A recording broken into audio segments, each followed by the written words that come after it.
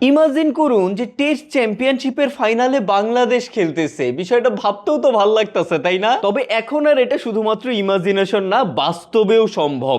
বাংলাদেশের সামনে দারুণ একটা সুযোগ আছে টেস্ট চ্যাম্পিয়নশিপের ফাইনালে খেলার। আইসিসি টেস্ট চ্যাম্পিয়নশিপের এবারের আসরে এখনো অবধি বাংলাদেশ মোট 5টা ম্যাচ খেলে 3টা জয় নিয়ে পয়েন্ট টেবিলের 4 নম্বর পজিশনে আছে। বাংলাদেশের হাতে আছে এখনো 7টা ম্যাচ। এই 7টা ম্যাচের মধ্যে জাস্ট 5টা ম্যাচ জিততে পারলেই এবারে টেস্ট চ্যাম্পিয়নশিপের ফাইনালে চলে যেতে পারে বাংলাদেশ। এখানে ভালো বিষয়টা হচ্ছে এই 7টা ম্যাচের মধ্যে 4টা ম্যাচই হতে যাচ্ছে বাংলাদেশের মিরপুরে, তাও আবার ওয়েস্ট ইন্ডিজ এবং ইংল্যান্ডের বিপক্ষে। এই দুই দলের বর্তমানে যা অবস্থা, সাথে হোম কন্ডিশনে বাংলাদেশের যেই রেকর্ড, তাতে এই 4টা ম্যাচের 4টাতেই বাংলাদেশের জিতে যাবার প্রবল সম্ভাবনা আছে। ডিফিকাল্ট পার্ট হচ্ছে বাকি 3টা ম্যাচ হতে যাচ্ছে বিদেশের মাটিতে।